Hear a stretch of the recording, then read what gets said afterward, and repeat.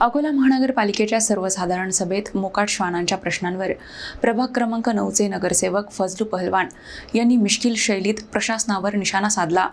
त्यांच्या भाषणामुळे सभागृहात काही काळ हास्याचे वातावरण निर्माण झाले। अकोला महानगरपालिकेच्या सर्वसाधारण सभेत आज मोकाट श्वानांचा मुद्दा चांगलाच गाजला।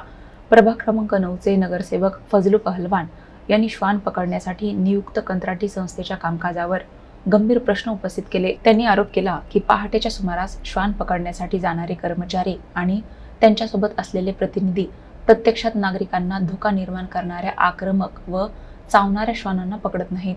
त्याऐवजी अशक्त, आजारी किंवा अपंग श्वानांनाच पकडले जात असल्याचा दावा त्यांनी केला। असली कुत्ते भाग जाते और नकली कुत्तों को पकड़ते हो। बीमार कुत्ते नंगड़े नुंगड़े उनको डालते। कसम से मैं 5 बजे से घूम रहा था, जरा वो जो कर्मचारी है वो खुद कुत्तों से डर रहे और हम उनके पीछे भाग रहे।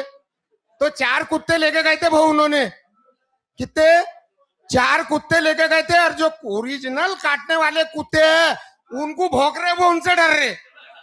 अबे मैंने बोला इसको पकड़ना है, बीमार है ना, बीमार कुत्तों को कहाँ पकड़ रहा।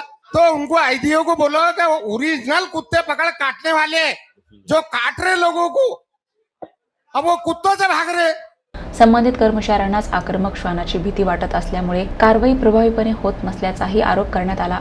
विशेष म्हणजे हा मुद्दा त्यांनी आपल्या खास मिश्कील आणि विनोदी शैलीत मांडल्याने सभागृहात काही काळ हास्याचे वातावरण निर्माण झाले। मात्र या चर्चेतून शहरातील मोकाट श्वानांच्या समस्येवर प्रभावी उपाययोजना करण्याची गरजही अधोरेखित झाली।